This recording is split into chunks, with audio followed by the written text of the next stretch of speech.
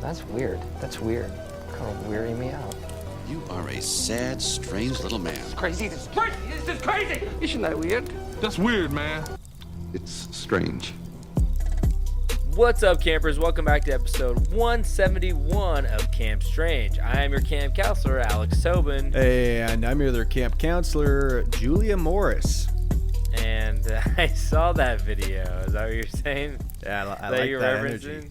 That was good energy. Saw that today. I saved that one just so I could remember her name later. Yeah, it's... why am I explaining your fucking joke? I don't need to do this. And we're back to bring the spooky, wacky, weird, strange, and hoarding? You should ask mine. Mine would have been better. What's yours? Froggy. There we go. Yeah. Froggy. Who doesn't love a good frog? Explain this Julia Morris thing so I don't have to. It's just some. I think she's Australian TV show host. Seems like it. And every time they do the introduction to the TV show, she comes up with some wacky little thing. You know. Got an example? I mean, she's clearly like an old, maybe 40s. She like. She's in her 40s, but she says yeah. oh, this is teenage heartthrob, Julia Morris. Yeah, that's what I was gonna say. I mean, she had like 100 of them, but yeah. Pretty funny actually. Yeah, she had some good ones. Well, when I first saw it, I was like, oh my gosh, she has like some mental disease where she thinks she's like. I literally was like, I didn't think it was a joke at first because she kind of plays it a little straight. You didn't know what you're getting yourself into, you know. Yeah, and I didn't know it was like what the show was, and she was like teenage heartthrob. I'm like, oh, she either looks much older, than she actually is, or she's like she thinks she's younger. I like this is weird, and then proceeded with 40 other ones. She's like, yeah, Mexican president Julia Morris, exactly, something like that. I don't know. So it'll probably make its rounds. It was pretty funny. It'll make its rounds for sure. But before we tell you some stories, you got to catch up on the weird news. And speaking of Mexican presidents, Mexican president posts photo of what he claims is an elf. Didn't I send this to you like 2 weeks ago? I don't think. Did you? Thought I did. Did you actually? I don't think so. So it says Andres Manuel Lopez Obrador posted a photo on his social media account showing that he said it appeared to be an eluxe, a mischievous woodland spirit in Mayan folklore. Love it. So imagine if Biden hopped on Twitter and was like, "Look at this chupacabra." See, that's what I'm saying. Is like maybe this is like some kind of grassroots movement to get like people who are like more in touch with Mayan folklore to like get on his side. But he wrote under the photo was taken. It's like it's funny because like most presidents' accounts are like not run by the president. I mean, besides like Trump and Twitter and you know whatever the fuck he's posted. The ones you like, can tell. Yeah, Biden couldn't. He wouldn't even know how to turn a phone on or anything like that. But like they're clearly not running their social media besides like a few outliers. But like he just wrote like he posted the photo and it says was taken 3 days ago by an engineer.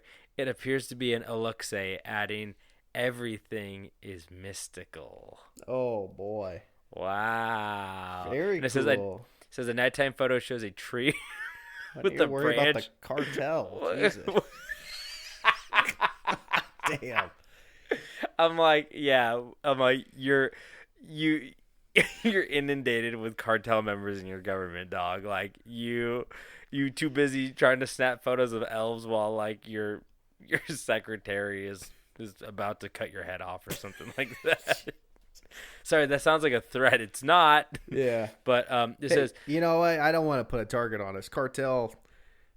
We're not taking a swing at you guys. Leave us alone. No, we love you guys. You're the best. I get why people flip. I would be scared too. Yeah. So the nighttime photo shows a tree with a branch forming that looks like a halo of hair and what may be stars forming the figure's eyes. And I guess he's long expressed Really, I reference feel like for that's a way more unnecessary. I thought it was just a guy in a costume up in a tree. like a leprechaun. Yeah, like a leprechaun up in the tree. No, I don't actually know. I haven't seen the photo. I wonder if it's. I swear I sent you the photo. Oh, here it is. Oh, you did send me this photo. I didn't know it was an elf, though. Oh, yeah. I mean, I didn't know the context of this. Because Oh, this yeah. tweet's all in Spanish, obviously. Honestly, pretty creepy looking. Yeah. Pretty convincing. Mhm. In, like, the shitty, not photoshopped, like, clearly an illusion of some sort of way. Okay. But, like, it's a, you know what I mean? Like, you could tell when some photos are like, It's oh, we practical. put the, yeah, exactly. Like, something happened here, but it does look pretty, like, convincing. And I guess this president has expressed reverence for indigenous cultures and believes engineers and workers are in the Yucatan Peninsula constructing a tourist train that is the president's pet project. Oh my God, he's creating an elf hunt. Yeah, yeah, it's tourism, right? Yeah. That actually might be like the most logical thing. Yeah. Yucatan Peninsula, by the way, if you guys want to go, Beautiful. well, I've never been, no, but if you want, It sounds if you want to see more than an elf, though, that is actually where the meteorite that killed the dinosaurs hit the Earth. I knew that name had some significance besides sounding like a small banana. What? It sounds like a small banana. Are you thinking of plantain? Oh, that's a Yeah. big banana. No, what are those small bananas? Little that the guy. Yeah, groceries are plantains called? are little guys. I think they're called aluxes. Little Mexican elves. Oh. Okay. But All on board. oh, wait. According to Mayan beliefs, aluxes are small, mischievous creatures that inhabit forests and fields and are prone to playing tricks on people, like hiding things. Some people leave small offerings to please them, like tiny Tommy bananas. knockers. Like tiny bananas. Yeah, exactly. Yeah. Yeah, I guess like Tommy knockers, right? Yeah. Not hiding your pickaxe. They're hiding your what did the Mexican You're cartel on a have? tightrope here, buddy. No, I'm doing a Mexican cartel joke, which is I guess I am on a tightrope again. Your gold-plated AK-47. There we go. I was gonna say I don't Yeah. know what those big guns on the back of those Jeeps are called, but those too. Yeah. Those are scary. I don't like those. Yeah, that is loud. I've So never been that- near one. I haven't. I have not shot one of those into a nursing home. Why do you say that? I didn't do that. No, it's fine. It's a nursing home. Yeah. They've done it all. Yeah. You know what the one thing they haven't done? What? Hit the deck when I. Never mind. I'm gonna stop there. All right, stop there. I'm making a machine gun joke at old people. All right. An Ozarks church leader claims prayer regrew a woman's toes. Others aren't so sure. Tarantino's next movie? Most likely. Yeah, so during a church live stream, they had a prayer team prayer over a lady who had 3 toes shot off by... They prayed over a lady? Yeah. They prayed over... Oh, 3 toes shot off? 3 toes shot off by her ex-husband. Cartel. This is the Ozarks, so maybe, I don't know. I've seen the show. That's super close to the border. Yeah, and so then they claim that the people prayed over her, prayed over her fucking hooves, and over 30 minutes they started to grow, Shut the fuck up. and within an hour the nails started to come in.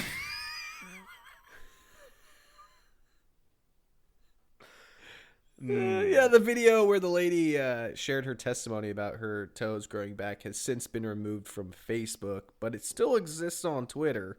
Wait, they live streamed it. Do we have footage of this one giant toe forming? I hope it was one big toe. Like one toe No, that took up 3 spots. It mentioned that they grew past her pinky, so I'm kind of thinking it was the middle three. She was rocking on all day. That's with the her one. foot. That's what to say. Yeah, throw up the horns. She's looking like a Teenage Mutant Ninja Turtle. Okay, You're allowed to make these jokes. I'm not allowed to shoot old people. I'm joking. Okay, I'm done. But no, that's a. These claims are pretty crazy. I've seen people like the evangelist churches where like people fall on the ground and seize. Yeah, like where that guy got bit by that dangerous snake. Oh yeah, exactly, yeah. But like, there's people who go in there like blind or like, okay, I saw this video of this guy and he's like, I don't have like a lot of movement in like my right arm. He has some like disease that's like slowly like of course, contracting his muscle, yeah, something, yeah. And the guy was like, I'm gonna heal you, and then like he touched him appropriately, and he came, and and his toes curled. No.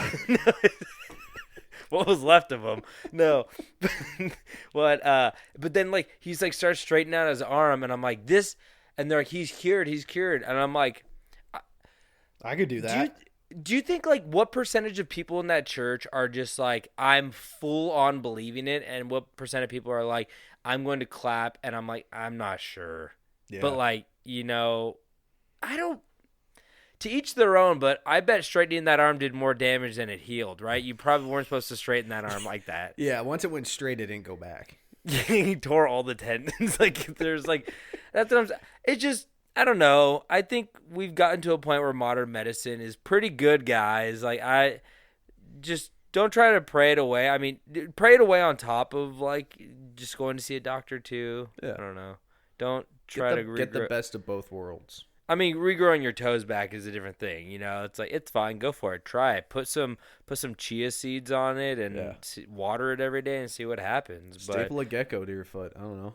Nothing terminal. Yeah, nothing terminal. Go see a doctor. I don't know why. I like how we're talking to you guys. Like you guys are the ones who are like, come on, guys. I had a giant brain tumor and I just thought if I soaked my head in chamomile tea, it would go away. Like that's not. I mean, maybe David. Yeah. David. Yeah, exactly. That was more a message for David than anyone. I need to lay off the tea. My doctor said too much tea. It's got my numbers. It's got my numbers just real flustered with all the tea.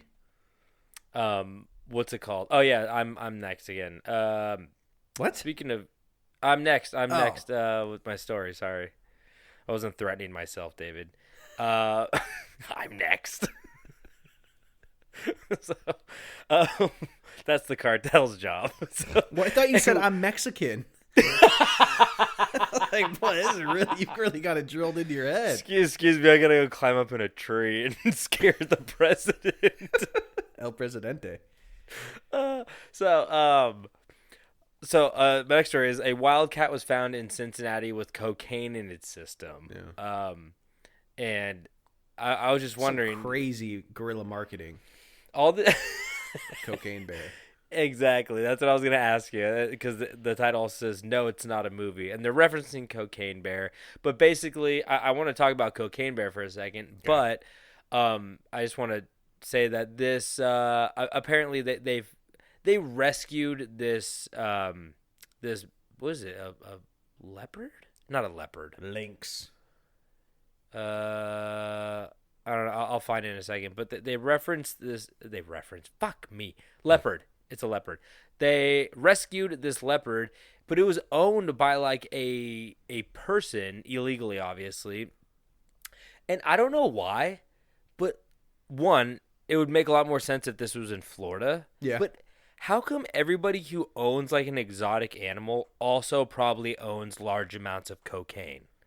I don't know if it's one of those things that when you're on the cocaine, you're like, I need a large, dangerous animal. Yeah, because I don't know if it's like a movie trope that like happened and then cocaine dealers were like, well, I saw it in that movie. It's like Scarface, where it's like, do you think like every person who deals cocaine in Miami is like, I gotta sit in a big fucking jacuzzi tub? Yeah. Like I gotta have a fucking house made of marble. Yeah, exactly. Like I don't know what came first, the chicken or the egg, but like I feel like they always have like crocodiles, alligators, some like tigers, something like. And if they don't own it, they at least have a bunch of pictures with them. You know what I mean? And it's very strange. And I guess the animal's safe though. But they tested it for a bunch of stuff, and they tested it for narcotics, I guess. And it did have cocaine in its system, so it does make sense. But it's incredible they caught it. It got out, and it was up in a tree like the fucking elf. There you go. It comes full circle. Yep. But yeah, they got it. Somebody was like, "There's a fucking leopard in a tree." Well, I got another full circle here for you. Well, I just want to. Have you seen Cocaine Bear? I have not. Okay, I just watched it.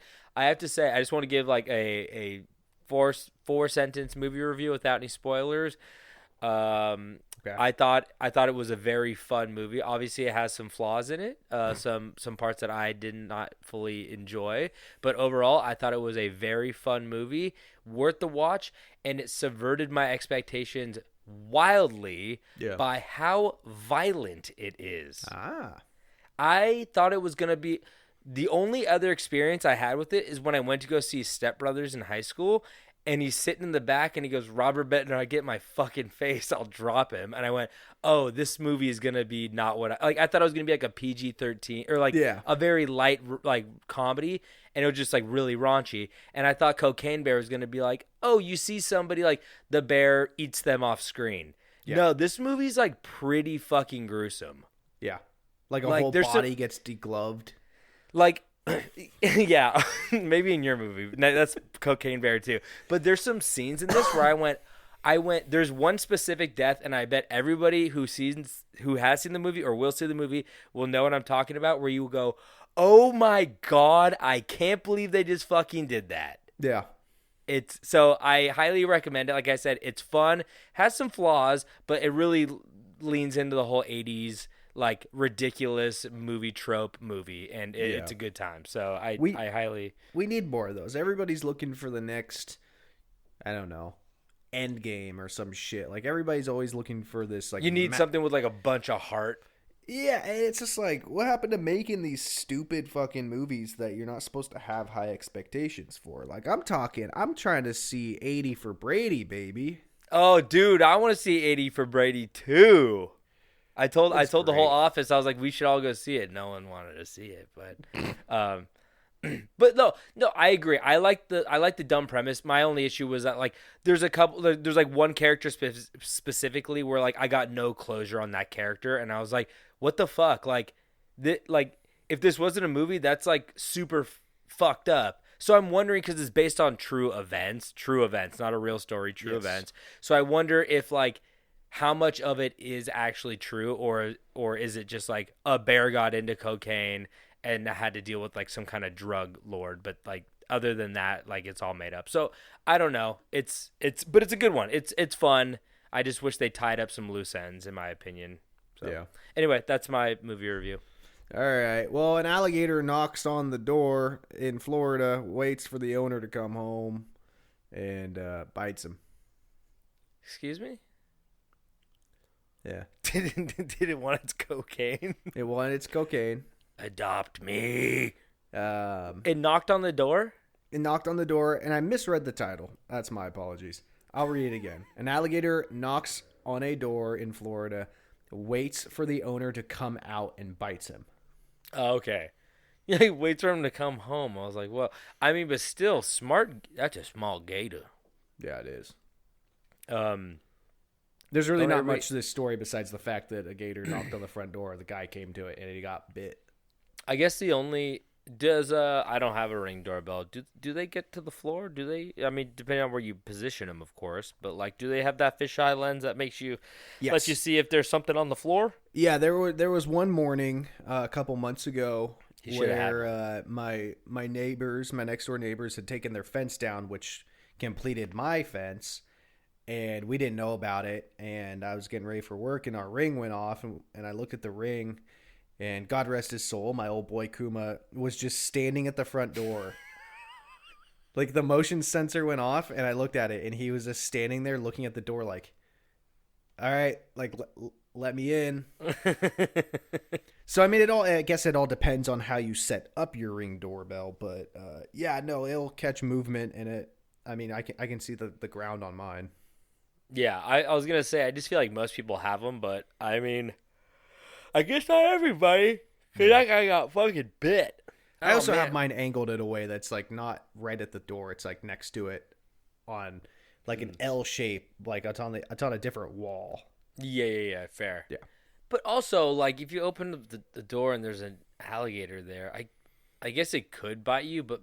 Oh, they snap hard, quick. They're quick? He's lucky he didn't get rolled up.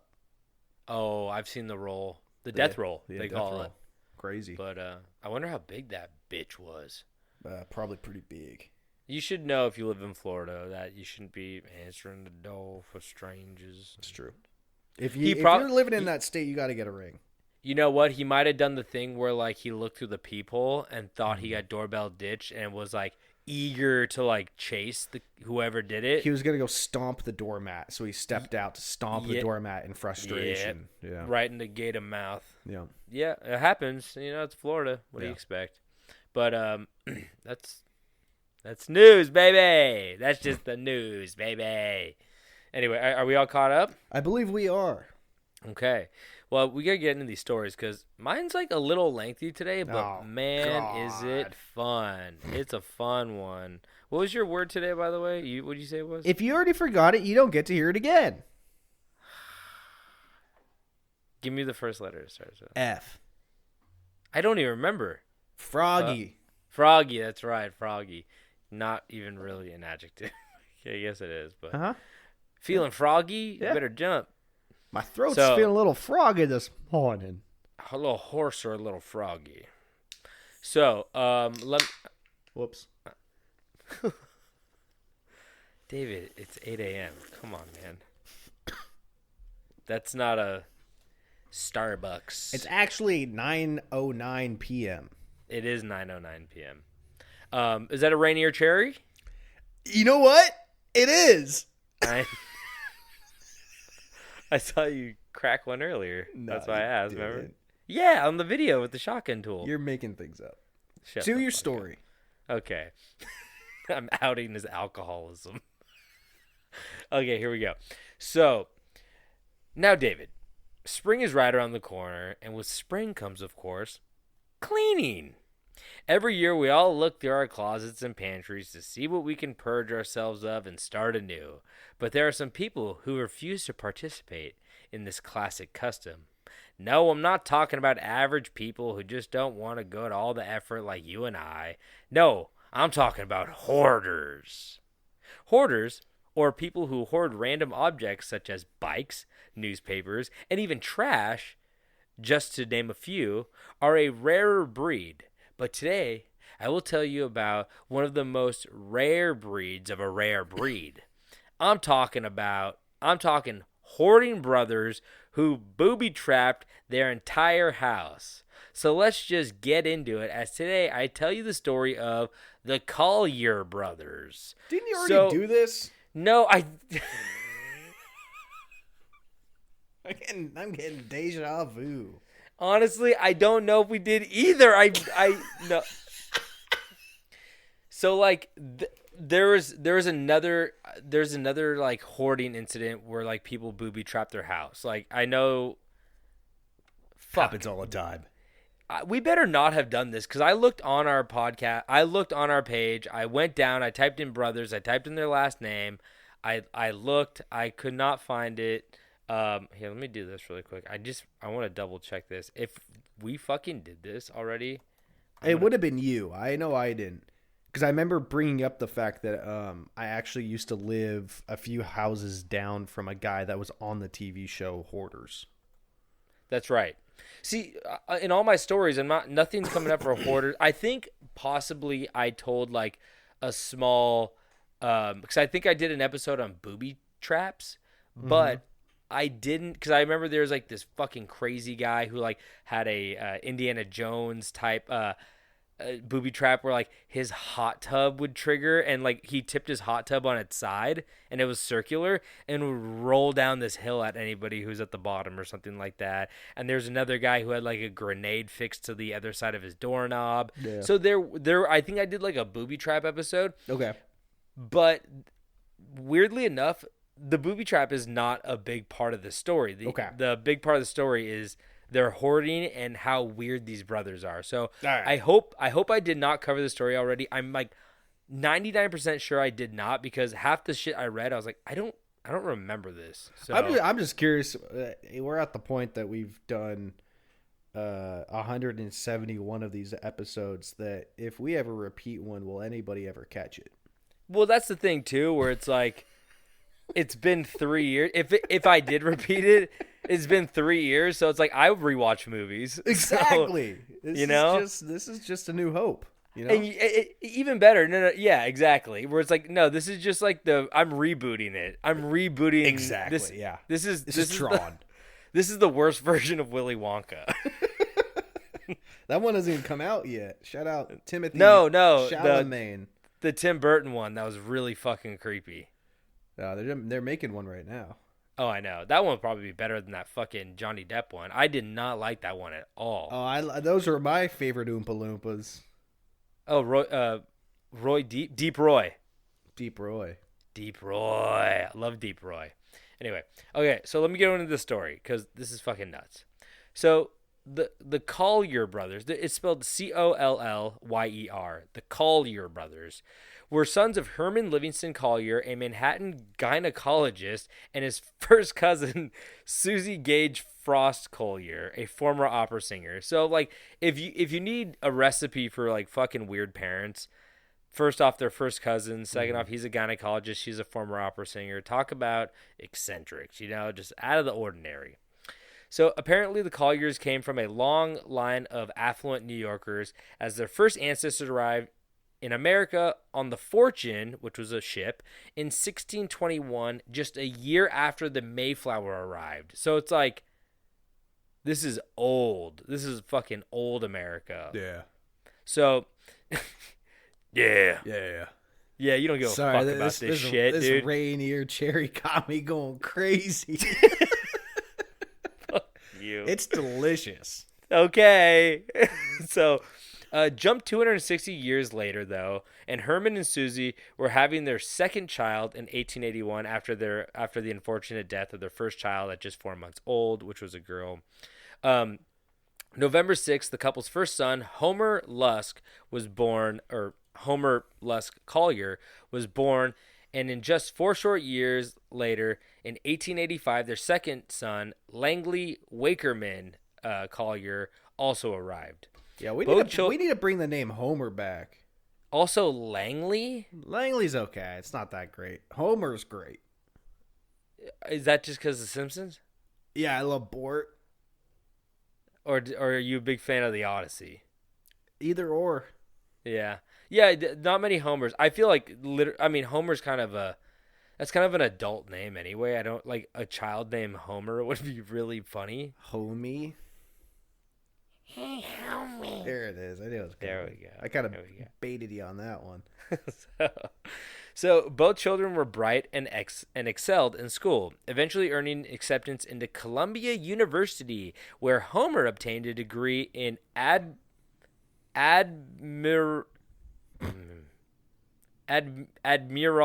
I cannot say this word. Admiralty law, a law Admiral? that. Yeah, basically, like but I can't say like a military ranking admiral. Admiralty, yeah, admiralty law. It's just a weird word to say. I know it's admiral because it says law. I wrote law that governs nautical issues and maritime disputes. Whoa. While Langley studied engineering and chemistry. Say those, no problem. I got that. Those both seem like very difficult degrees. Yeah, that's what I'm saying. Well, I think these people. I mean, we all know the classic trope of like smart people are crazy, right? Oh, like Kanye West. Not even that. I mean, like, goddamn, he's a genius. No, I just mean like even like Einstein. Like when you are that smart, you trade your intelligence for some It's social the skills. left and right side of your brain, and I forget which one's which. It's the one that I don't even know if have, that's- but one's the smart one, and it absorbs the other one, so your social skills aren't as good. David has like a gigantic dent in his head. If he takes off his wig, there's like a softball sized divot. That's where I had my gold. It's where all his empathy was. Also, his what's the part of the brain that controls sexual arousal? That's gone. He's just. I've never had one. You never had one what? He's just a horny bastard. Anyway, so Langley was also an accomplished concert pianist and played professionally for a time, performing at Carnegie Hall. So once again, very accomplished. Yeah. Everything seemed to be working out for this family, especially when they purchased and moved into a 4-story brownstone in Harlem in 1909. That was not cheap. I know brownstones. I don't know much about New York, but I know that people talk about the brownstones as like, very sought after homes. Cream old, of the crop. Exactly. Very expensive. So, needless to say, these two young men were obviously gifted and had a bright future ahead of them. That was until, of course, their parents divorced and died. Hate when that happens. Yeah. Classic. You see, just to give a little more backstory, apparently their father, Herman Collyer, was known as an eccentric. Ooh, I'm the eccentric gynecologist. Ooh, look what I found in there. Being eccentric and a gynecologist is a bad mix. He's got the fucking hankies all tied together. He's like, it just keeps going. Got your vagina. Puts it in his pocket. Pulls a dove out. You see, just to give a little more backstory, apparently, I already just read that. Sometimes, so this is where I have a kind of a problem. He's an eccentric, which I don't doubt. I do think he was an eccentric. But it says, sometimes paddling down the East River to work and then carrying his canoe back through Harlem.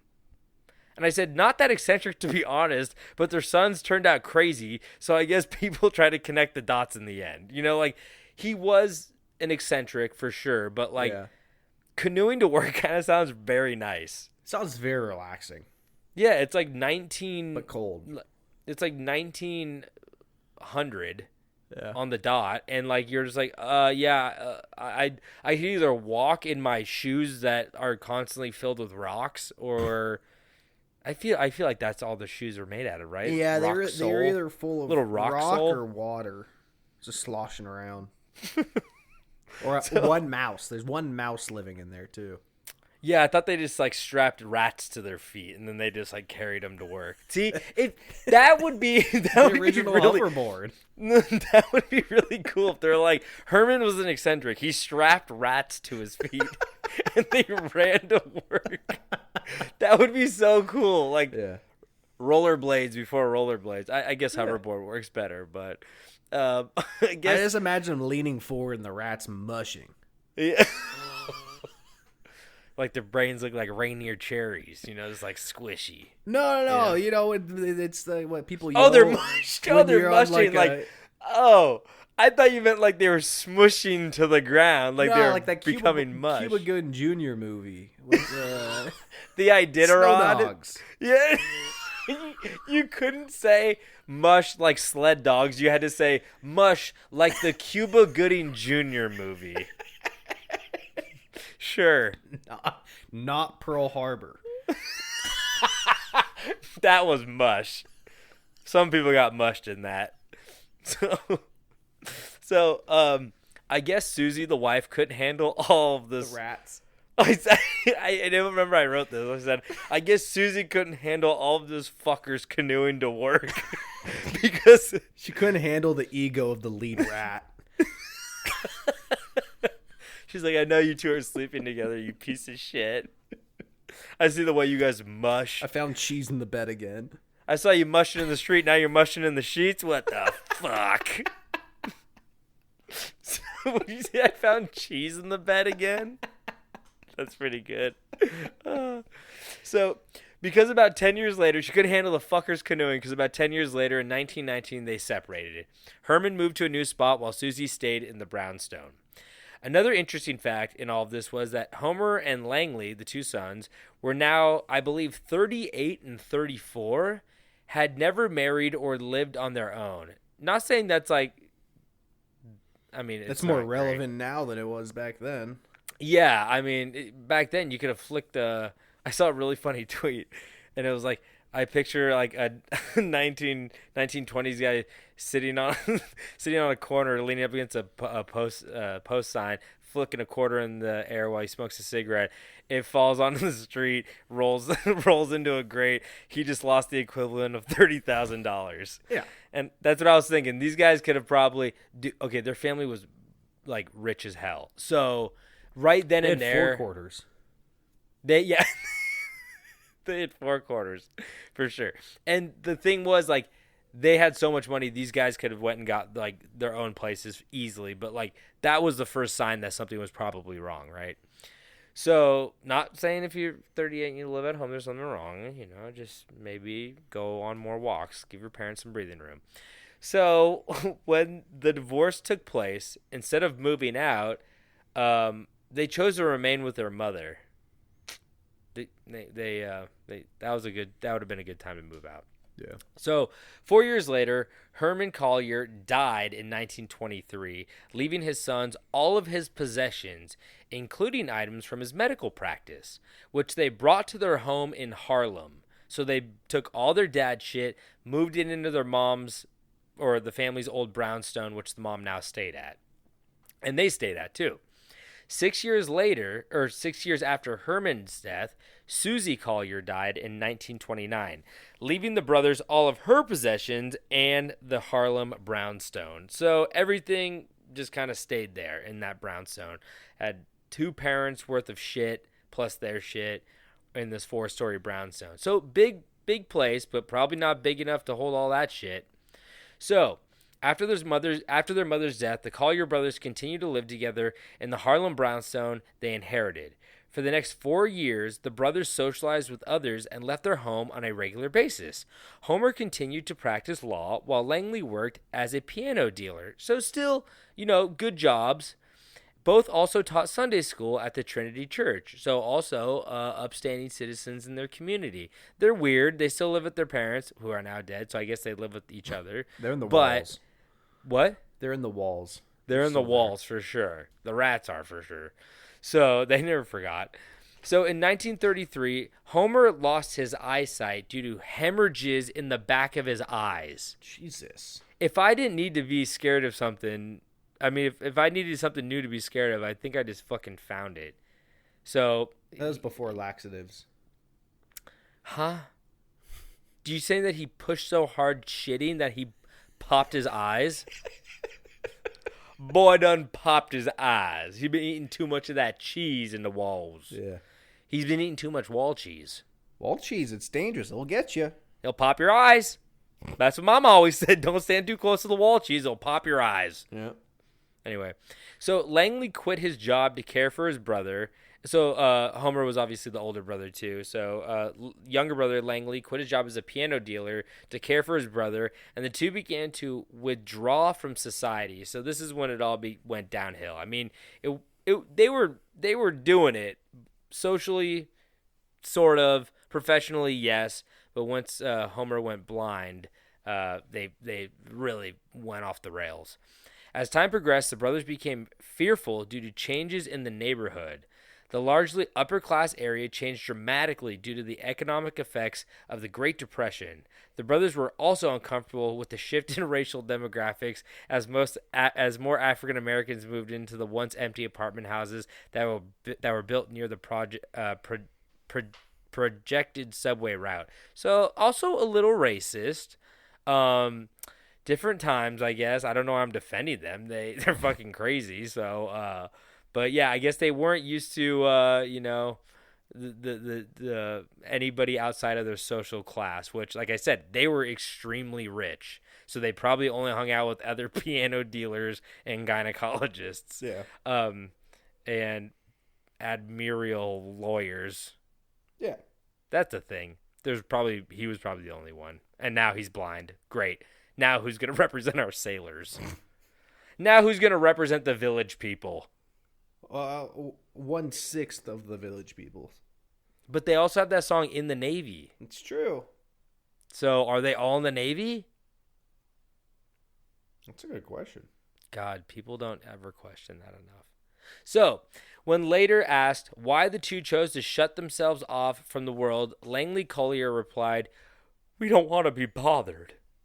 So, not really a good excuse. As rumors about the brothers' unconventional lifestyle spread through Harlem, crowds began to congregate outside their home. So, their worst nightmare.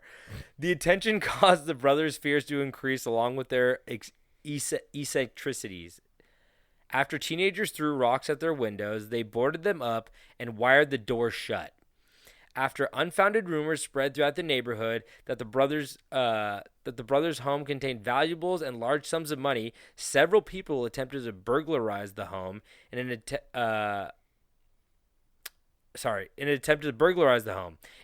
to exclude burglars, Langley used his engineering skills to construct booby traps and tunnels among the collection of items and trash that filled the house. We haven't even talked about what's going on inside that house yet, but now you're getting a little taste that there may be some tunnels. Most houses don't have tunnels. I wish of my house trash. had tunnels. Of trash?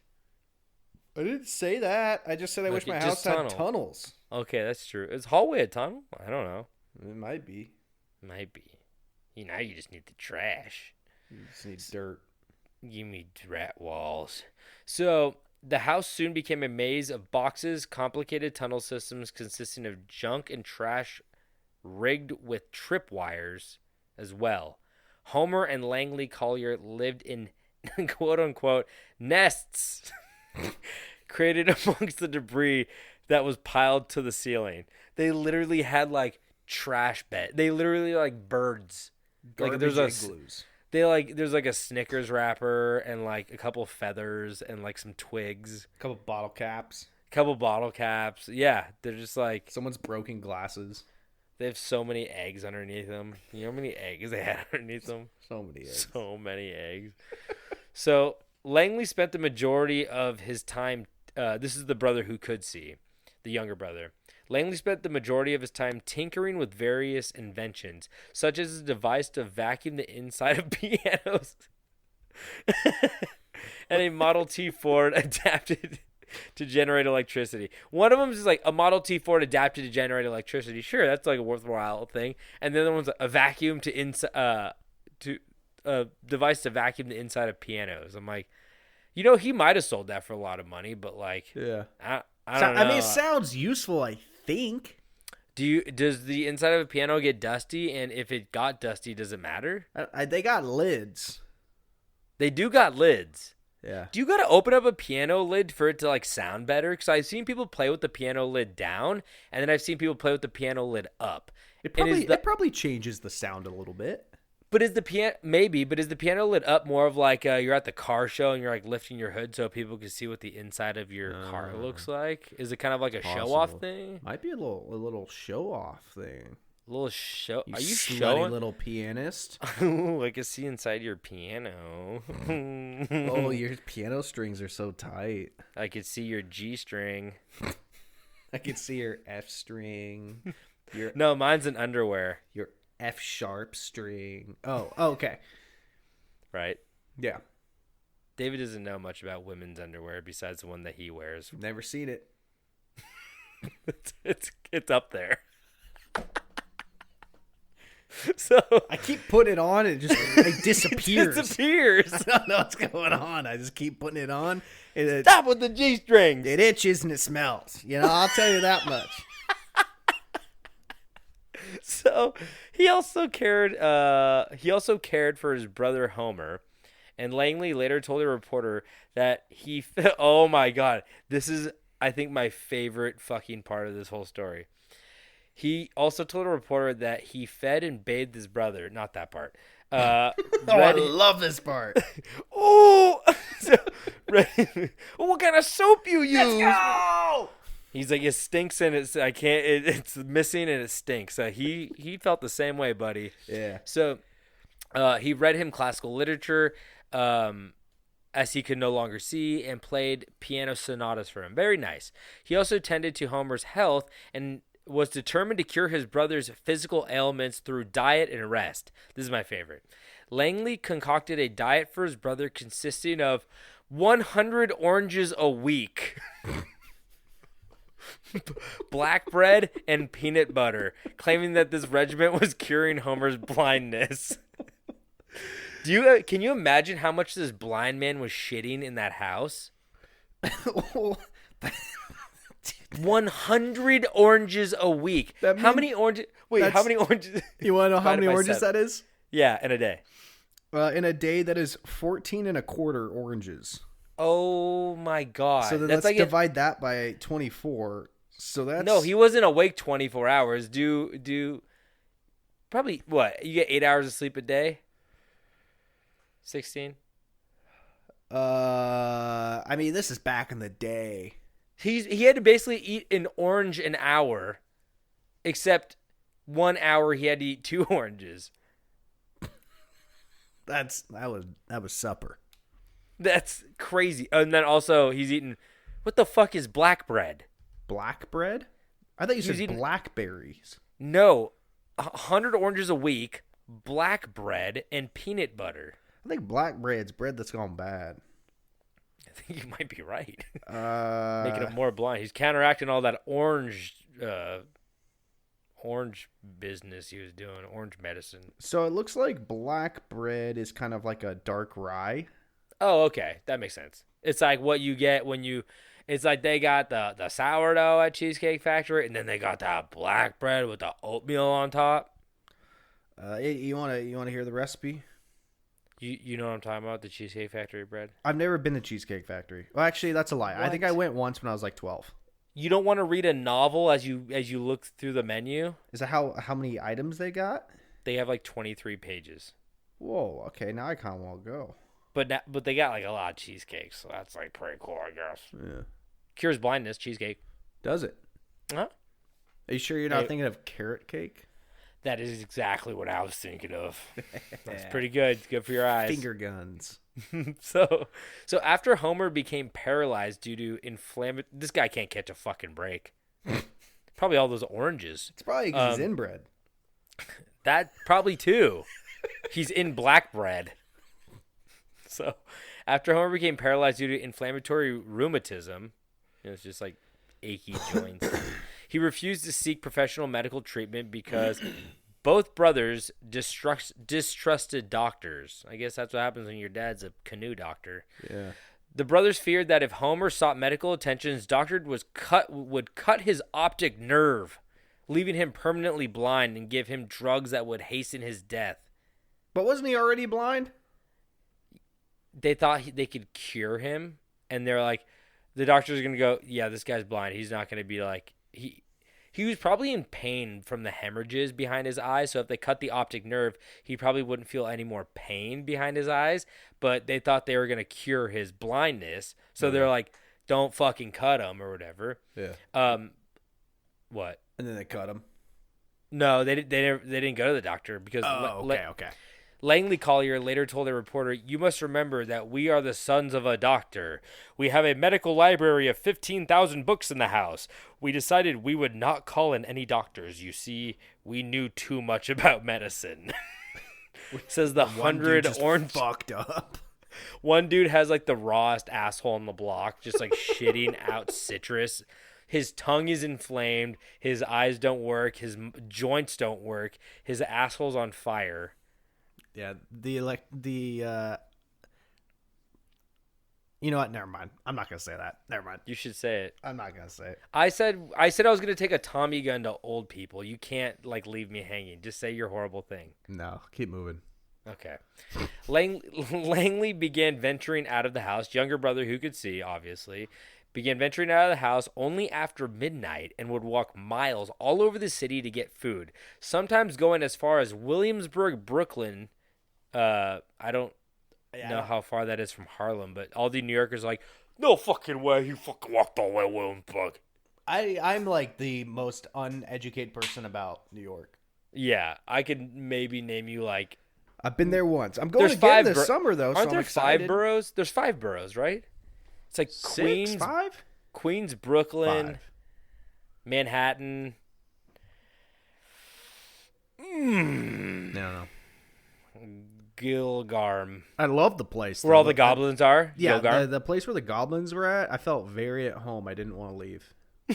I said, I looked to my wife and I said, you know, The Bronx. I said, if I came here when I was like 16, the second I left, high school, I would have moved here. I would have done anything I could have just to live amongst the goblins.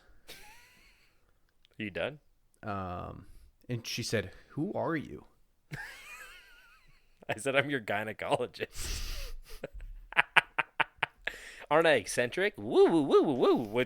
And then that's when David that's when he spins his propeller hat and flies through the ceiling. So yeah, after midnight walks all the way to Williamsburg, to buy as little as a loaf of bread. So he wouldn't even like bring a lot back. He would also pick food out of the garbage and collect food that was going to be thrown out by grocers and butchers to bring back to his brother Homer. People are still doing that. This guy's kind of like slowly poisoning his brother because they like, I can't stress this enough. They have money. He's like, yeah, I got you some like leftovers, got some pizza crusts, all this stuff. Brother's like, oh, thank you. Like, what are you eating? He's like, same thing. He's like waving his hand in front of his face, making sure he's blind. He's like, same thing. He's just eating 6 Big Macs. No, I thought you were gonna choose, David. Isn't that what rich people buy?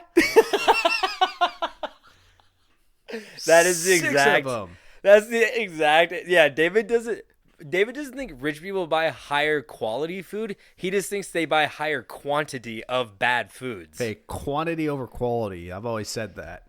He's like, he's eating a truckload of Twizzlers. You're like, what, dude? Yo, Twizzlers are good. Not as good as Red Vine, though. Red Vines are better. Yeah, I agree. Easily. That's You what can I'm use them saying. as a straw. Exactly. Put them in your Coca-Cola, dude. Oh, no. You got to put them in the Dr. Pepper. Oh, that's pretty good too, dude. Yeah, root beer. Anyway, sorry. That root beer guy's fucking crazy. So, by the early 1930s, the Collyer Brothers' brownstone had fallen into disrepair. Their telephone was disconnected in 1937 and was never reconnected, as the brothers said they had no one to talk to because they had no one to talk to. Kind of sad, but they're recluses. That's what you get. Because what's that? That's what you get. Exactly. Also, they didn't pay their bill. It's not like the phone company was like, we're cutting your phone line because you guys are losers. Like, they just didn't pay their bill. That would be cool if they did. Imagine if it was a popularity contest to have a phone. The phone company just bullied people. You only got 3 calls last month. Disconnected. We're not gonna let you talk to nobody no more. We're doing them a favor, bud. So, because the brothers failed to pay their bills, the electricity, water, and gas were turned off in 1938. Man, the utility companies hate these guys. Yeah, they do. They took to warming the large house using only a small kerosene heater, and for a time, Langley attempted to generate electricity by means of a car engine. They had a fucking car engine in their house. Langley, what didn't they have in their house? Let's be honest. Yeah. Langley would fetch their water from a pump in the nearby park, and their only link to the outside world was via a crystal radio that Langley made. I was wondering what a crystal radio was. I was like, what the fuck is... I thought it was like a crystal, like one big fucking like crystal that they like... Huh? You thought about that. That it was like in Superman. Doesn't he like talk to somebody through the crystal in his Fortress of Solitude? I don't know. He talked to like Superman's other stupid. Hot takes tonight. No, fuck that guy. But a crystal radio was basically, it's a telephone that like it doesn't run on power. It only runs on the power from the person calling you. I know it sounds really weird, but I think it says it generates power. David's head is in his hand. He can't figure out how this works. Are you talking about like a tin can with a string? kind of like that. Like it was Okay. almost like a AT&T. Remember like a collect call where like you would call from a payphone. It's kind of And, like how like- I'm still on my parents' family plan on cell phone, right? Yes, exactly. Okay. See, you don't have to pay nothing, and Yeah. the phone just works. It's so they can call me and I don't have to answer. Yeah, you don't have to pay neither, and you can do all the crystal you want. But yeah, it's a weird invention. I was like really looking into it, being like, this is weird. But yeah, it basically runs off like whatever somebody speaks into the phone. I think it was like a text message that you could just be like, "Hey Johnny, what are you doing over on 27th Street?" And then like your phone would like buzz. You'd pick it up, and all of a sudden you get like, "Hey Johnny, what were you doing over on?" You know. But I don't know if it would.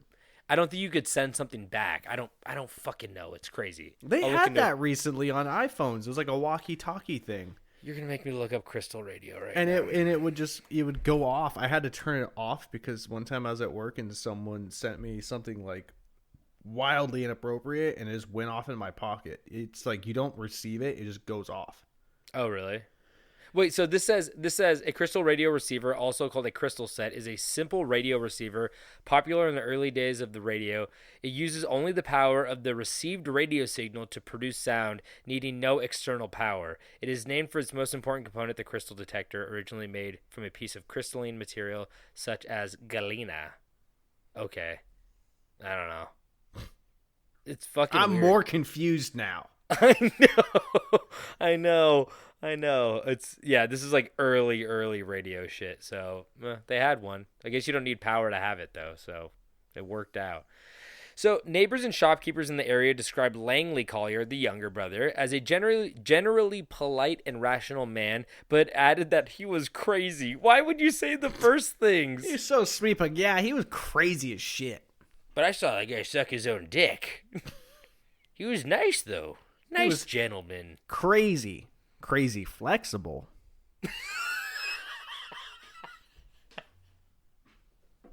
And made that all what the a schoolboys jealous. Is that what 100 oranges does to a man? That turns the into a peel. He should have found out what pineapple did to you. You know what I'm saying? That boy invented Orange Julius. Wait, are you saying Orange Julius? What was that smoothie? That mall smoothie company? I like Orange Julian better. No, I said It's Orange Julius. It is. Yeah, that is. Okay. Okay. I thought it was Orange For a second, I was like, Julian. wait, is that OJ's name? Oh, God, that would be so good. His real name is Orange Julius? No, that guy's name's Orenthal J. Simpson. I like calling him Orange Julius Simpson. Be careful, don't say it to his face, though. Yeah. He didn't do it. It's okay. So a reporter who interviewed Langley in 1942 described him as a soft-spoken old gentleman with a liking for privacy who spoke in a low, polite, and cultivated voice. His appearance was disheveled. He sported a droopy mustache, wore a 1910 boating cap, and his tattered clothes were held together by pins. Okay. That's cool. Sounds like Williamsburg now. Hipsters, fucking millennials. Fuck you. I'm a millennial hipster, probably. Yeah, probably. So, while Langley Collyer ventured out of the home and occasionally interacted with other people, Homer had sarcastically, what the fuck, scarcely been seen or heard. He's sarcastically hid for his whole life. Oh, well, I guess I'm Guys. behind this trash can. This guy's like Andy Kaufman. He cut his optic nerves for a bit, eating 100 oranges a week. So Homer had scarcely been seen or heard from since he went blind and retreated from the world in 1933. Langley was fiercely protective of Homer and would not allow anyone to see or speak to him. When he caught neighbors attempting to peek into their windows from a neighboring home, Langley bought the property for $7,500 cash. So when people were like, "Oh, let's see what these weirdos look like," he's like, "I'm buying your house, $7,500 cash." and just like fucking own the property next door too. That's what I mean when they said they had money, and he's feeding his brother fucking old Kit Kats out of the trash and shit. Yeah. When a small fire broke out in the home in 1941, Langley refused to let firemen who extinguished the fire see or speak to his brother as well. Very, very protective of him. So the public began to take notice of the brothers more and more, especially when dealings in real estate came into play. Apparently, they had bought another piece of property across the street from their brownstone before even Homer was blind, in hopes of in developing it. But since they had done nothing with it and refused to pay the bills or income tax for years, the city repossessed it unless they back paid their $1,900. And Langley protested, but the only thing he got were more eyes on him instead of his land back. So like more and more people, like, they were just getting so much notoriety because of all their weird antics and shit popping up, and like newspapers were like running with it. More media publications wrote numerous stories about them, consisting of not selling their house after a large cash offer was made, their supposed riches inside the house, and Langley's comments about why he quit being a pianist because of unfair treatment from critics.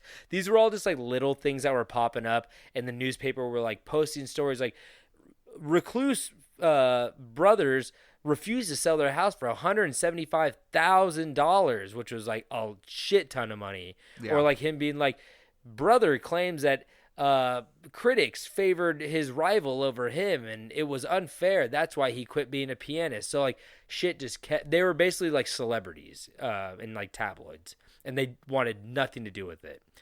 The Collyer Brothers made the news again when in 1939 workers from Consolidated Edison attempted to force their way into the house to remove 2 gas meters. That's how big of losers they were. They wanted to take the gas meters with them. You don't even get the meter no more. They tried to break in and get the gas meters that had been shut off in 1928. So it had been like over 15 years, and they had been. I feel like the parents were almost alive during that time. That was like a year or two after the mom died, wasn't it? I think so. Like that's a year or two. Yeah, because that's when they stopped paying the bills. Like the mom was like paying the bills and shit, but after she died, like everything. They sent him a bill like, no, our mom's dead, so we don't pay that. Why are you asking us? She's dead. We don't do like, that. Homer be farting enough to get enough gas for us, both of us. I'm an engineer. I hooked my brother up to a machine. He has a tube in his ass. He's fueling. It's real easy to slide it in there. He looks like Keanu. He looks like Keanu Reeves in The Matrix when they pull him out of that slime pod.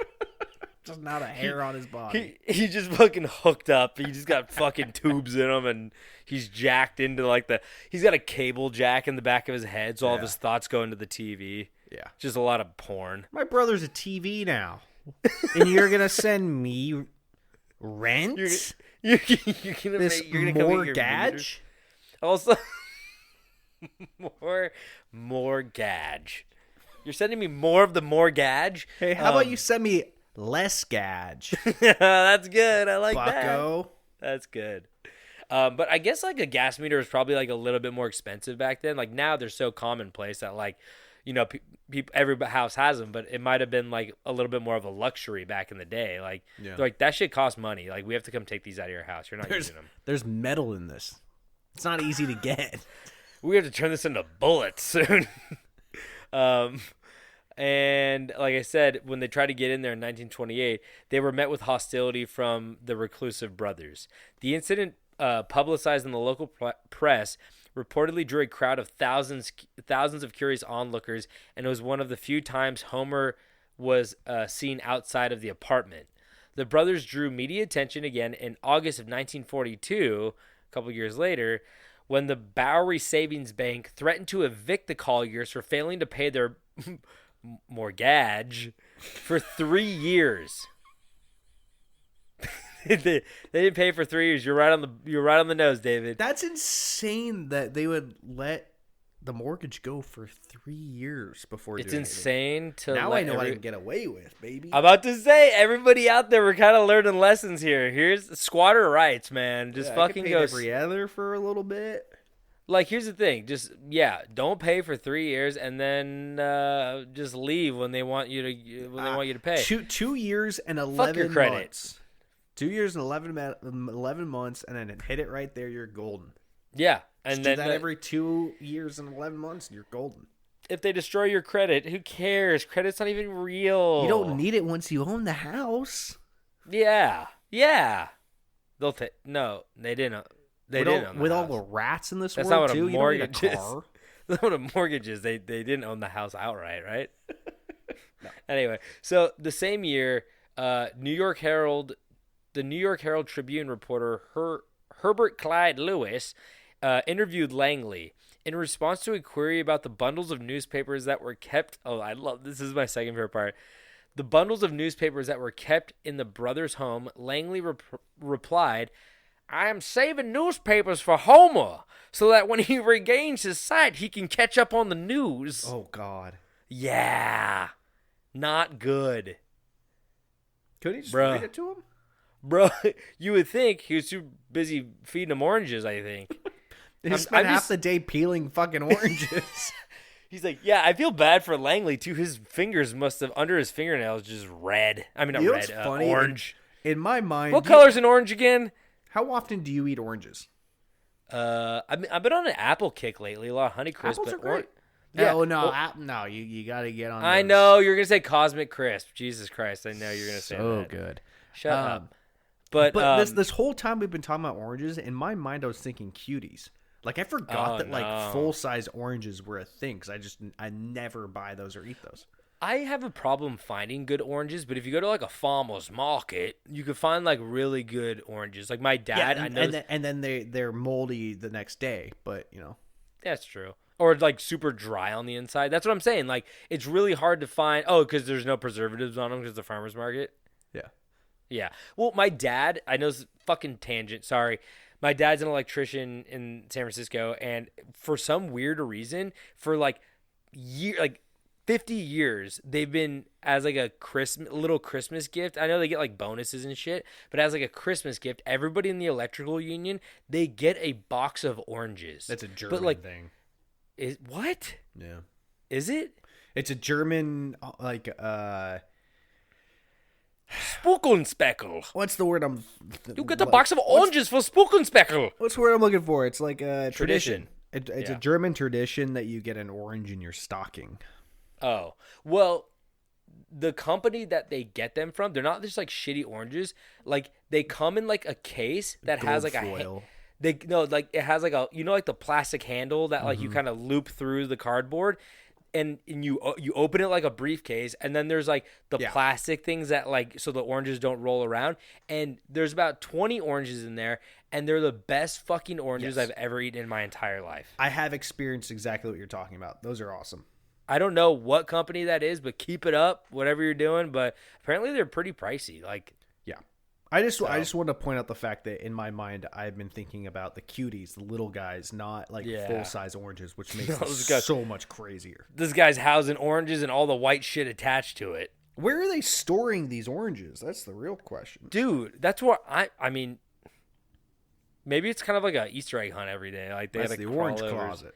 It's in their nest. They sit underneath them like they're in their eggs in the nest. I love a good warm orange. Warm orange. Warm orange. Orange. Say warm orange 6 times fast. Warm orange 6 times fast. You fuck. Okay. Right, keep going. I know we're almost done. Kind of, not really. Yeah, we are. Oh, crap. Shut the fuck up. I dude. asked you this morning if you this wanted to story's record, fun. And you're like, oh, I don't have a story yet, and then you're coming in with a fucking hour-long story. Guess what? I bring good shit. You would not know about these fucking crazy-ass brothers if it weren't for me. So, in 1942, the Bowery Savings Bank eviction procedures... Oh, wait, did I read the... And Yeah, he wanted to fucking read the news to him. after he gained his eyesight, or wanted him to read the news. That's why he kept all those newspapers. Jesus fuck. So in 1942, the Bowery Savings Bank began eviction procedures and sent a cleanup crew to the home. Langley began yelling at the workers, prompting the neighbors to summon the police. When the police attempted to force their way into the home by smashing down the front door, they were stymied by a sheer wall of junk piled from floor to ceiling. They found Langley Collyer in a clearing he had made in the middle of the debris. Without comment, Langley, after they busted down the door, without comment, Langley made out a check for $6,700, and in 2021, that's equivalent to $111,000, paying off the mortgage in full in a single payment. He then ordered everyone off the premises and withdrew from outside scrutiny once more, emerging only at night when he wanted to file criminal complaints against intruders, get food, or collect items that piqued his interest. I could not believe what a fucking baller move that was. Yeah.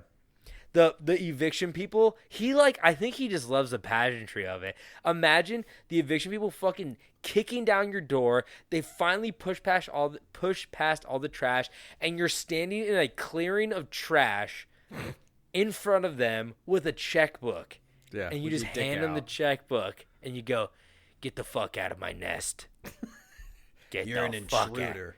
You and Homer's like, "What's going on? What's going on? Who's here? Are they bringing more oranges?" Hey Google, make the light orange.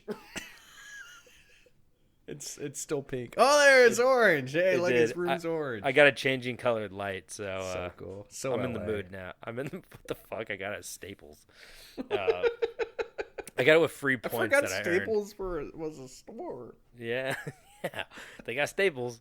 So, on March 21st, 1947, an anonymous tipster who identified himself only as Charles Smith phoned the 122nd Police Precinct and insisted that there was a dead body in the house.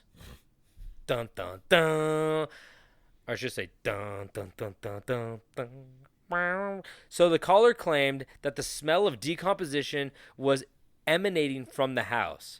As the police were used to calls from the neighbors about the Collyer Brothers' home, a patrol officer was dispatched.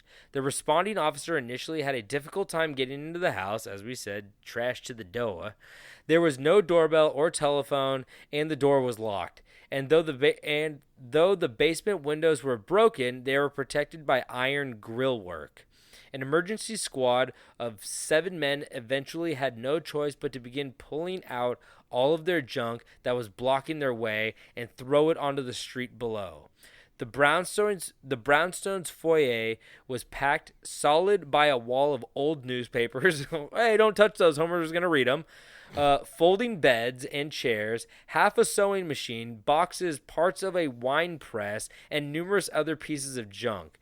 A patrolman finally broke in through a window into a second-story bedroom, and behind the window lay, among other things, more packages and newspaper bundles, empty cardboard boxes lashed together with rope, the frame of a baby carriage, a rake, and old umbrellas tied together. After 5 hours of digging, Homer Collyer's body was found in an alcove surrounded by filled boxes and newspapers that were piled to the ceiling. Homer was wearing a tattered blue and white bathrobe, his matted gray hair reached his shoulders, and his head was resting on his knees. He was flexible. I told you what those oranges do. His head must have been heavy as fuck. So, he had like hydrocephalitis from all that orange juice in his brain. A lot of calcium buildup on those dead eyes. Yeah, seriously. So the medical examiner confirmed Homer's identity and said that the elder brother had been dead for approximately 10 hours. Not as long as you thought it would be. No. But you're going to find out why it smelled. So according to the medical examiner, Homer died from starvation and heart disease. Police initially suspected that Langley Collyer was the man who phoned in the anonymous tip, the Charles Smith guy, regarding his brother's death, and theorized that he fled the house before police arrived. It was later discovered that, in fact, a neighbor had called the police based on a rumor he had heard. A police officer was posted outside the home to wait for Langley, but he never arrived. Police began to suspect that Langley was dead when he failed to attend Homer's funeral held on April 1st. This is kind of crazy. We're almost done here, but I mean, I'll get to the point in a second, but I feel kind of bad for Homer based on what we're about to find out. So after you could tell starvation and heart disease, like, dude, that was whatever happened. If Langley left, like, Homer is trapped in a maze of trash, completely blind. He can't move. He's basically paralyzed, and he has no accessible food. Like, that's the worst. That's like the shittiest situation I can think of. So after the discovery of Homer Collier's body, rumors began circulating that Langley had been seen aboard a bus heading for Atlantic City. A manhunt along the New Jersey shore turned up nothing. Reports of Langley's sightings led police to a total of 9 states. The police continued searching the house, removing 3,000 books. Okay, this is where we go off on they fucking put so many fucking items in this paragraph. It's crazy, but I'm just going to read them because it's kind of fun. The police continued searching the house, removing 3,000 books, including several outdated phone books, a horse's jawbone, a Steinway piano, an early x-ray machine, and more bundles of newspapers. More than 19 tons of junk were removed from the ground floor of the brownstone. The police continued to clear away the brothers' stockpile for another week, removing another 84 tons of trash and junk from the house. Although a good deal of the junk came from their father's medical practice, a considerable portion was discarded items collected by Langley over the years. Approximately 2,000 people stood outside the home and watched the cleanup effort. On April 8th, can we talk about that there's a fucking horse's jawbone in there? It's got to be big. He was like sitting there, he's like, see, if we had one of these, we'll be able to reach it easier. They're sucking their own dick. Oh, okay. Well, no, Yeah. that the bottom jaw wouldn't help that. Explain, buddy. How do you explain? If you're reaching down like that, I feel like it would, You gotta hook it with something. you'd want the top row to be longer, not the bottom row. I think you kind of need both, but you work with what you got. You work with what God gave you. I don't want no horse teeth near that area. Okay, I'm done. So, on April 8th, 1947, a workman found the body of Langley Collyer 10 feet from where Homer had died. How'd they take so long to find him? But we'll find out why. Langley was found in a 2-foot wide tunnel lined with rusty bed springs and a chest of drawers. His decomposing body, which was the actual source of the smell reported by the anonymous tipster, had been partially, oh my God, I forgot about this, had been partially eaten by rats. There you go. There we go. The lead rat, he said, "You're not riding me no more." One day you just become the cheese. You know? The wheel keeps turning, you know? Some days you are the big cheese, and other days you are the big cheese. You know? Yeah. That's just how life is. Yeah. But it's clear to see now that, like, Langley died before Homer, which is what I was like. Sad because, like, if he died sooner, or like Homer was able, you kind of wanted Homer to die first, right? Well, yeah, put him out of his misery.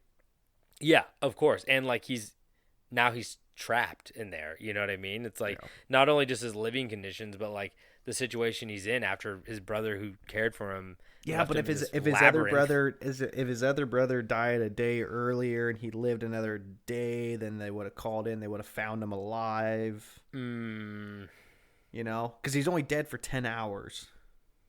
Yeah, you're right. You're right. He should have smelled earlier. Just smelt it. Wish all the rats didn't eat all the smelly parts first. It's true. Like I said, he was partially eaten by rats and was covered by a suitcase, bundles of newspapers, and 3 metal bread boxes. The medical examiner determined that Langley had died around March 9th, and police... how When was Langley discovered? I mean, when was Homer discovered? March Immediately, 21st. right? Oh. March 21st. So he sat there for like 12 days. Damn. Wow. 12 days, and they found him 10 hours of those 12 days. Yeah, like that's so shitty. Yep. But like I said, he had died around March 9th. Police theorized that Langley was crawling through the tunnel. You got 4 floors.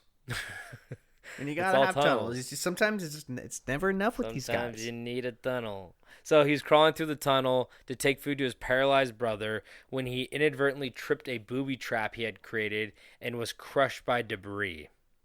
His death was attributed to asphyxiation. The brothers were buried next to their parents in unmarked graves at Cypress Hills Cemetery in the Brooklyn borough. They were definitely insane in the membrane if we're talking Cypress Hill. Absolutely.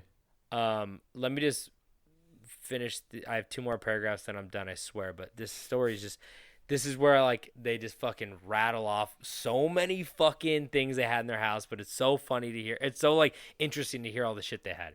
So police and workmen removed approximately 120 tons of valuables, junk, and other items from the Collyer brownstone.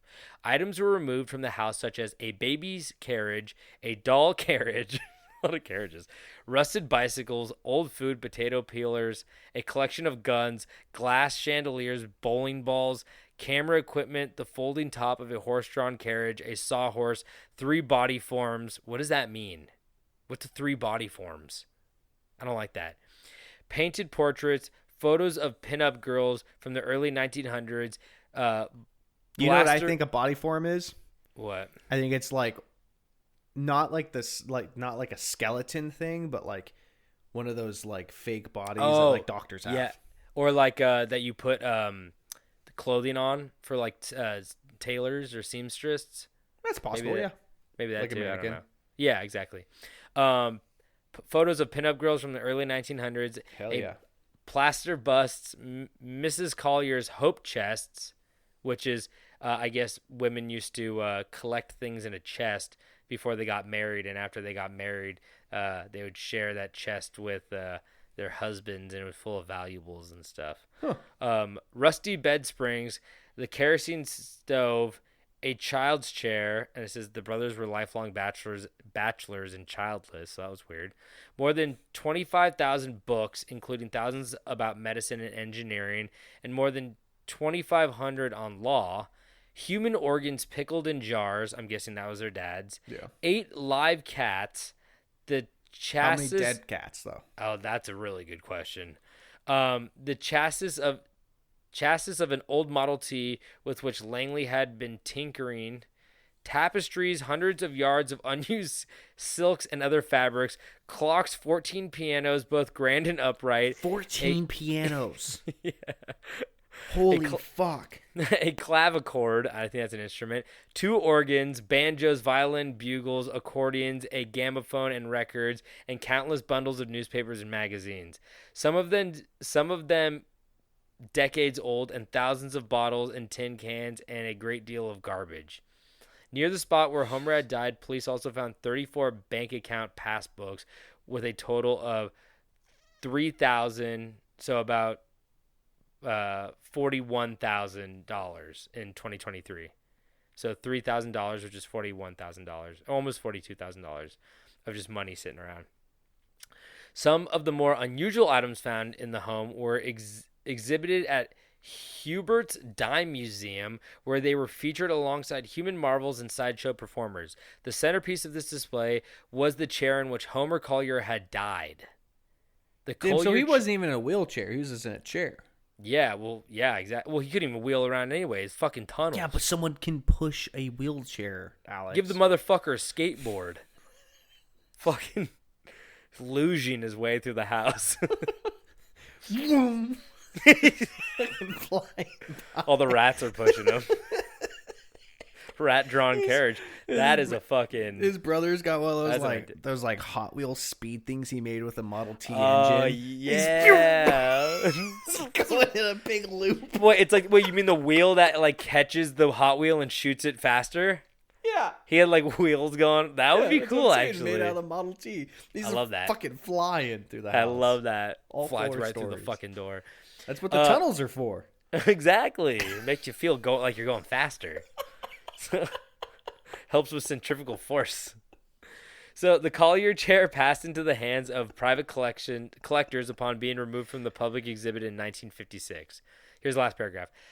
The house, having long gone without maintenance, was decaying, the roof leaked, and some walls had caved in, showering brick and mortar on the rooms below. The house was deemed unsafe and a fire hazard in July of 47, and was raised later that month. Raised, I guess that means like demolished or moved. I don't know what raised means. It's when they take a helicopter in and they chain it up and they lift it up and they drop it in the Atlantic. Like up. They take it on the helicopter, they fly it, and they go over the Atlantic Ocean. They just drop it. It's like what they do with plane shit. Yeah, there's car batteries, plane shit. Just throw it in the Atlantic. People actually think they throw plane shit out of like planes. I mean, maybe the military does, but not like commercial. It's got flights. a peanut in it. I know, like the Navy fucking drops trash in the ocean. I've seen them do it. I've seen him do it. I've helped him do. I gave him the idea. The house, having long gone without maintenance, was decay. Oh, I already read that. Shit. Okay, last time. Most of the items found in the Collyer Brothers' home were deemed worthless and were disposed of. The salvageable items fetched about $2,000 at auction, and the cumulative estate of the Collyer Brothers was valued at $91,000, equivalent to $1.2 million in 2021, of which $20,000 worth was personal property, jewelry, cash, securities, and that like. And 56 people, mostly first and second cousins, made claims for the estate. A Pittsburgh woman named Ella Davis claimed to be the long-lost sister of the Collyers, and Davis's claims were dismissed after she failed to provide a birth certificate to prove her identity. Actually, years later, she would claim that she was also the widow of a guy named Peter Liebach, which is a wealthy recluse from Pittsburgh who was found murdered in 37. So she just loved murdered recluses. But I always think about like how crazy it is. There's like these millionaire recluses. And then I realize that like if I became a billionaire, you would be. I would absolutely just never leave the fucking house. Ever. Especially if you had a dope house. Exactly, because you'd have that much money. You could build a house wherever you wanted. Just build the house you want where you want it. I get Grubhub every day. I get fucking Uber Eats every day. I would do that 8 times a day. Build a gym in my house. I don't have to go to the gym. Everything. Yeah. Why leave? Honestly, I think the more insane people are the public billionaires than the recluses. Yeah, the ones who keep working. Yeah. Fucking losers. Wackos. What are you doing? Let someone else work. Yeah, seriously. Jesus. And it just finishes up in October of 1952. The New York County Court decided that 23 of the claimants were to split the estate equally. And that is the story of the Collyer Brothers. Holy fucking moly. Crazy. So nuts. It's surprising that it hasn't been like turn into a movie or something, Something. I mean, they probably got, or like a Netflix doc, right? Yeah. Like Netflix is just starving for content. Cowards. No, they fucking made everything in scripts. Why is this you full frontal in front of like all of your wife's friends? Shut the fuck up. Let's make it. It'd be better than half of the shit they put out. Why? What? You just keep giving them the same script with like different titles. Yeah. It's like the general's wife. This is just you naked in front of all your wife's friends again. Okay, what about this script? The creature from the White Lagoon.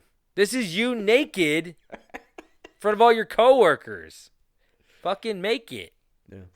Cowards. Anyway, they are cowards. They won't even respond. All right, you ready for my story? Yeah, because I've been talking too long. Yeah. All right, Tobin. You know what time it is. 10:24. Time for a new cryptid. Oh, okay. And this guy leaped towards the front of the pack for me as far as it goes for favorite cryptids go. Right. And this is the Loveland frog. Did we do this guy already? We did not. Okay. Because he sure as shit would have been in the old monster bracket. Yeah, but at the same time, true. I would have remembered keeping him far away because I wouldn't want him to get hurt.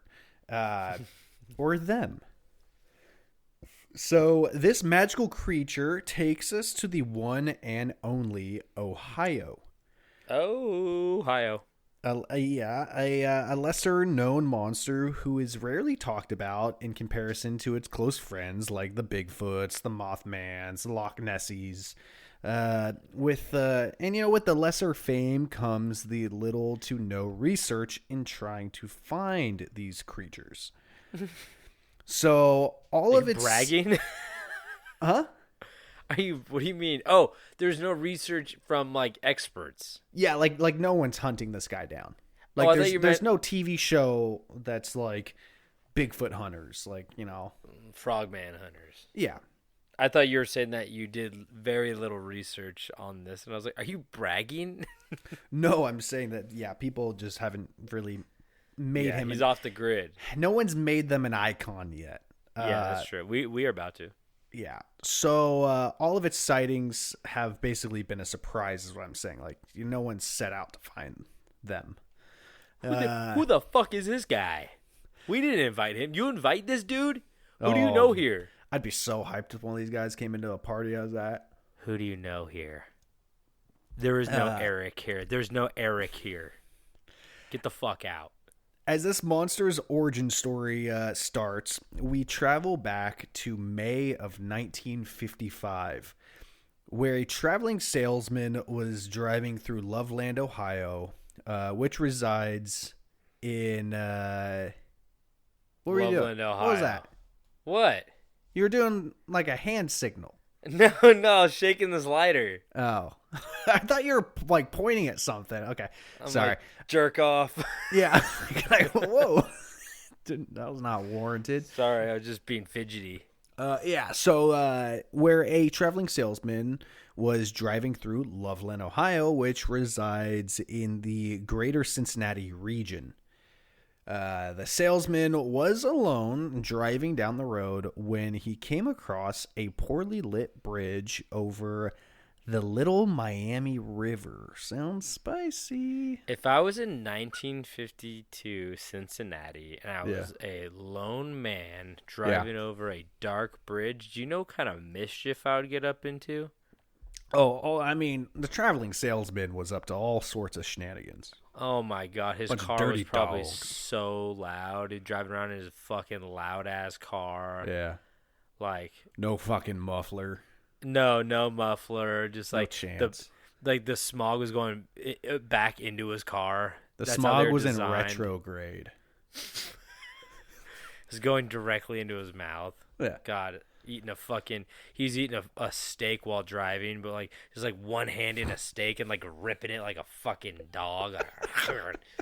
Fucking drinking A1 in the other hand. Yeah, and he just like slapping it back onto his passenger seat, like no plate or anything. So when the salesman started to cross the poorly lit bridge, not one, not two, but three humanoid frog-like creatures scurried around in the shadows next to the bridge. And you know it's the most dangerous part of all this? What's that? That man was horny. Oh, yeah. And as you give me three frog creatures, I'll give you three satisfied frog creatures. The salesman came to a stop in disbelief as the three frog people looked at him. Then, swaying their heads, switching between each other and the salesman, the three appeared to be talking amongst each other, clearly chatting about the salesman before them. Salesman they're all like, sightings. looking at him like, oh, look at the salesman. Uh-huh. Riddled with STDs. He gave me gonorrhea. The salesman continued telling his story by describing the three jumpy boys, saying that they all seemed to be about 3.5 feet tall, with leathery skin, webbed hands and feet, bulging eyes, wide mouths, and deep grooves on their head where you would expect to see hair. Frog. He's a fucking frog. A fucking frog.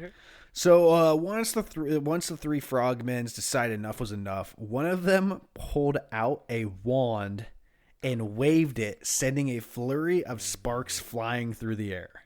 What? The salesman, being a smart man, decided he wasn't going to stick around to see what type of wizard bullshit these 3.5 foot, 2-leg standing magic wielding frogmen were brewing up, and he took off in his car. Man, that's like the one time in a movie where somebody doesn't, They do the right thing. Horror movie, they go and check it out. Oh, he's Fantasy film, you keep driving. Mm-hmm. You see a frog cast a spell, you keep driving. Not just cast a spell, but actually pull out a wand and start sending sparks all over the place. Like, that's a whole nother level. He was sparking. He was sparking up on the side of the road. Damn, that's pretty... 1950s guy even know what a wand is? Apparently. I question that. I question cultural things that we take for granted, Yeah. Like, just some guys I don't even know what the fuck a wizard is. He pulled a stick out. Yeah, you're like, it's called a wand, asshole. And that's clearly a frog man. Yeah. So since 1955, the salesman's identity has been forgotten, and for the most part, so were the Loveland Frogmen. That is until 1972. March 3rd of 1972, around 1 a.m., Loveland police officer Ray Shockey was cruising down Riverside Drive near the Totes Boot Factory and you guessed it, Little Miami River, spicy, when a blur darted across the road in front of his police cruiser. Officer Shockey recalled its eyes glowed as it went by after the headlights of his cruiser hit them. So, reflective. Yeah.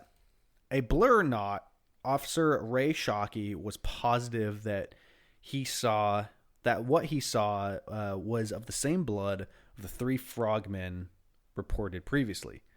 As he said, it had to have been around 3 to 4 feet tall with clear, distinctive frog-like features. Can't argue with that. This guy was recalling a 20-year-old case. I guess that case kind of sticks with you. Yeah. But he's like, yeah, this reminds me of a case back in 1954. Where the frog... 55. 55, where they wanted to cast a honey spell on that gentleman, and he committed all them crimes after that.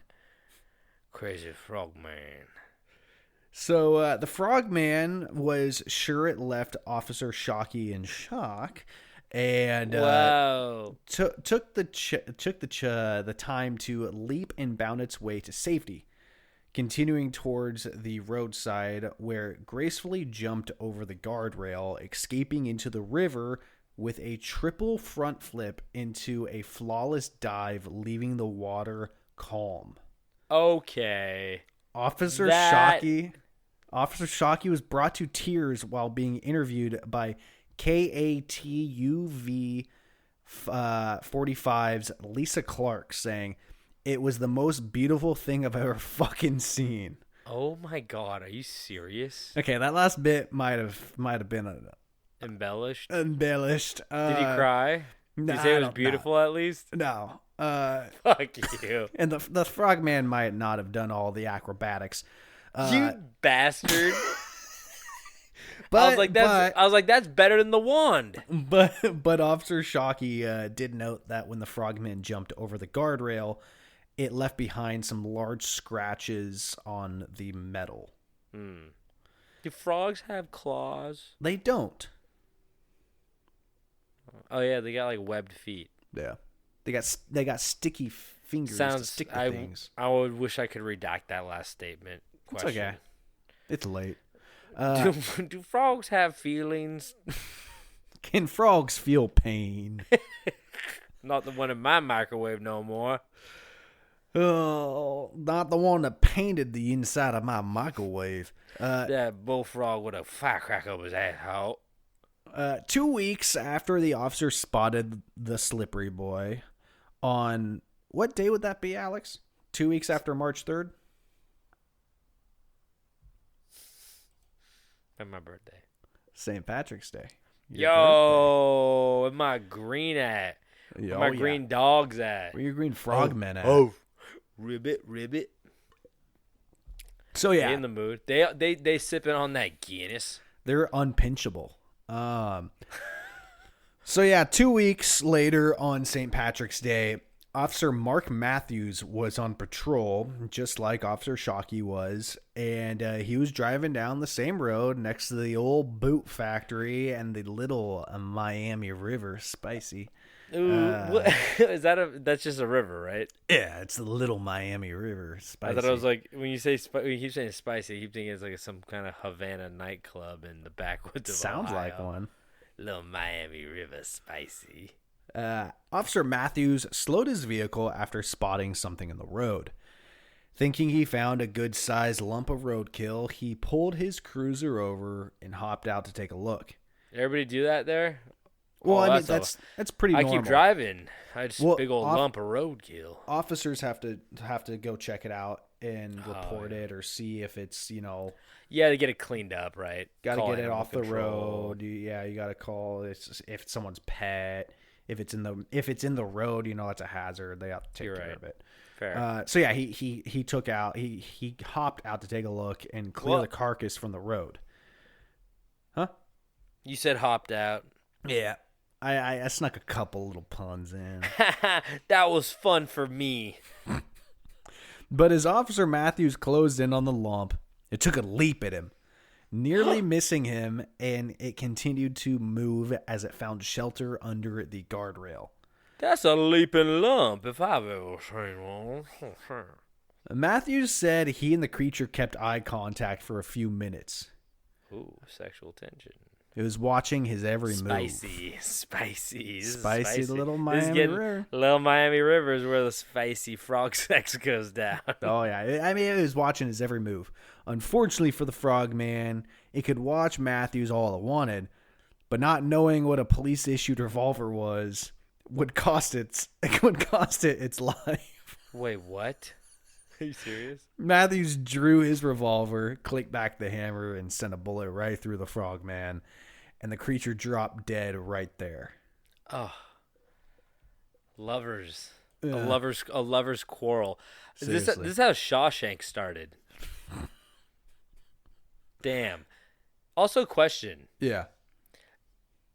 I'm trying to recall Jurassic Park, but can frogs change their sex? Or is that incorrect? I don't think so. What the fuck did they? What? This sounds really dumb, but there's some reptile that. That I believe that was completely made up for Jurassic Park. I don't think so. Wait. I mean, I know there's certain aquatic life, I think a sea cucumber or some shit that can mate with itself.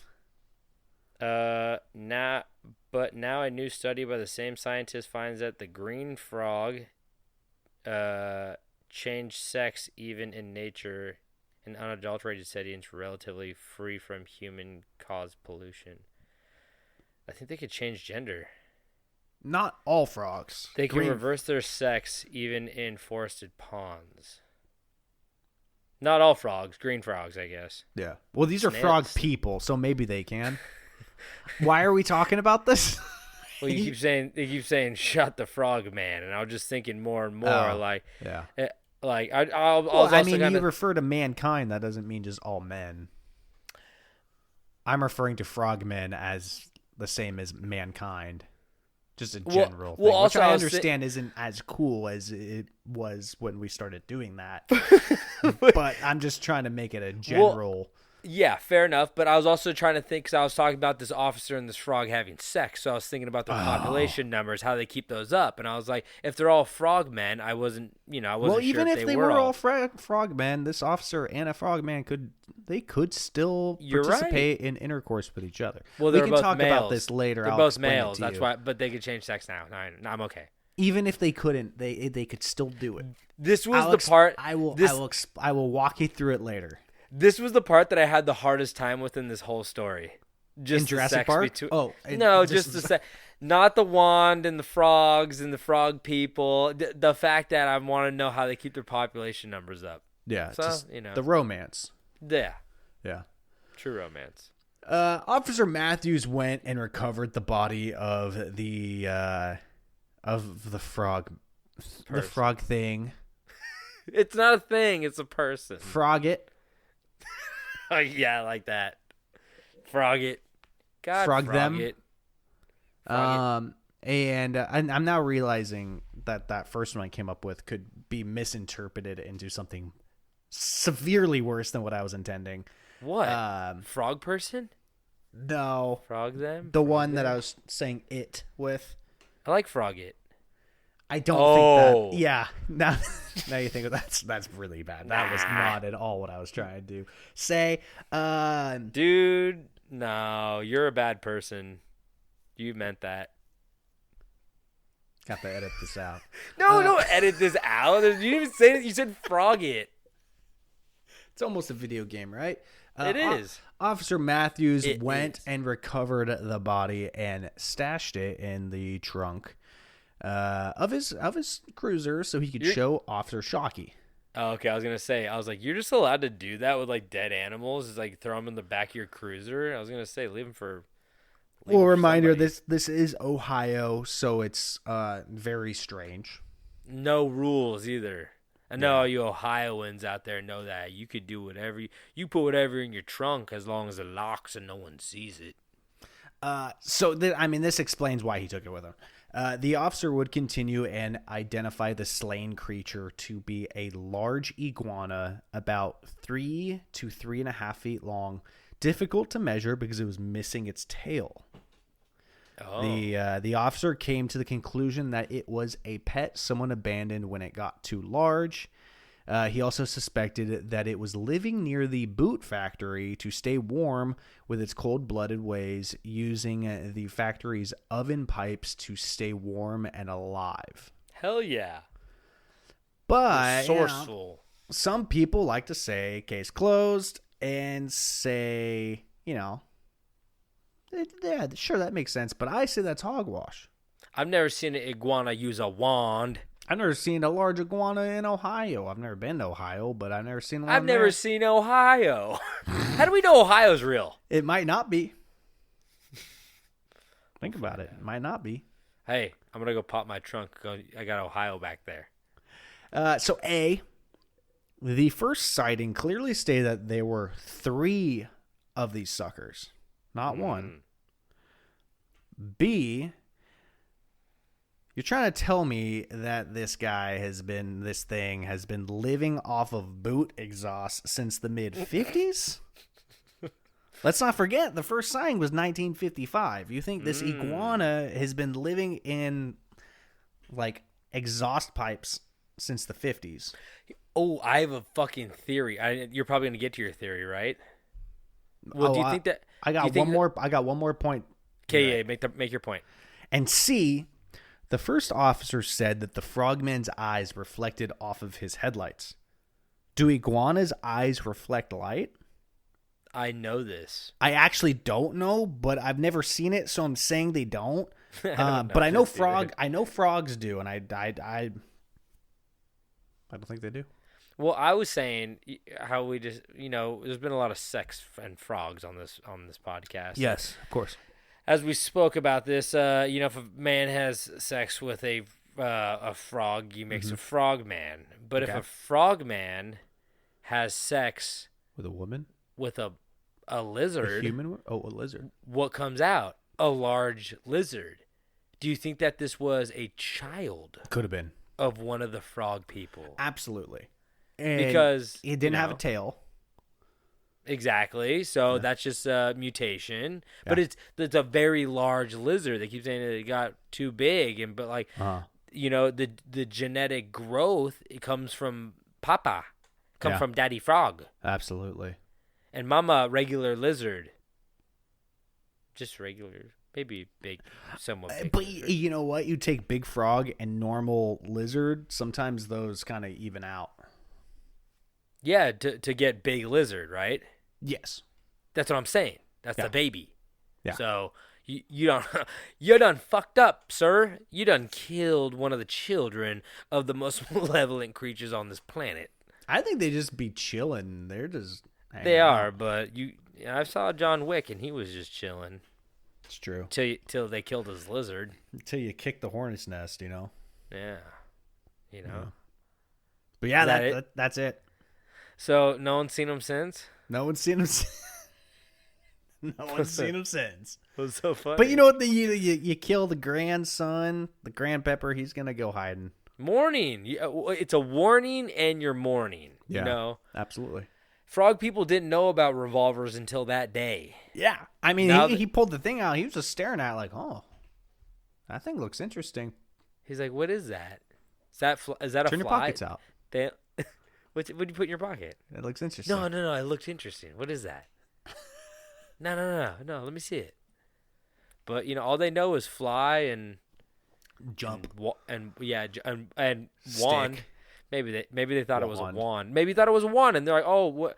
Oh, the sparks are gonna come out of it." And he wasn't wrong, Yeah.